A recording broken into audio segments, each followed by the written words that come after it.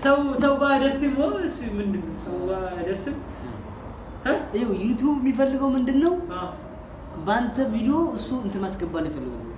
ይሄ ማስታወቂያ ማስገባት ነው የሚፈልገው። ታውቃለህ? ገብቷል አይደል?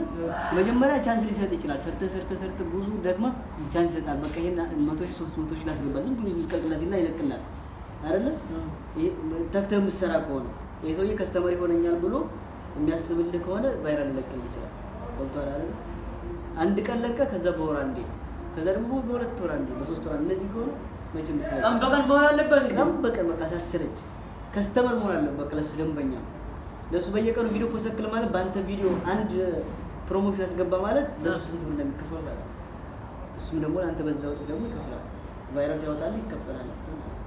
እሱም ከማስታወቂያ አሁን ዩቲዩብ ላይ ሲገባ ቀጥታ እንደገባ ማስታወቂያ ያመጣል። ሁለት ማስታወቂያዎች ሶስት ማስታወቂያ አንድ ማስታወቂያ በቃ ያ ነው ቫይራል የሚወጣ ቪዲዮዎች ላይ ነው እንደዛ የሚፖስተው እንጂ ምሳሌ አንድ ቪዲዮ ያለው ላይ እዛ ላይ አሁን ፍሮንትን አታገኙም፣ ማስታወቂያ አታገኙም ጭራሽ። ማስታወቂያ ላይ በጣም እንትን የለም ማለት ነው፣ ዋጋ የለም። እዛ ላይ ለማን ነው የሚያሳየው? ፕሮሞሽን ለማን ነው የሚሰጠው? ለሁለት ሰው ነው ለአንድ ሰው?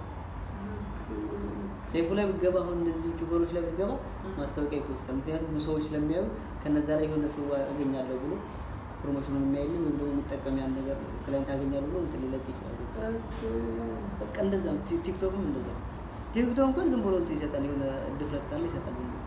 ዩቲዩብ ግን በቃ ፕሮሞሽን ስለሆነ ስራው ያስፈልጋል። በቃ ትግት ልፍት አቤል ብርሃን አታውቀውም እንዴ? እናቱ ስንት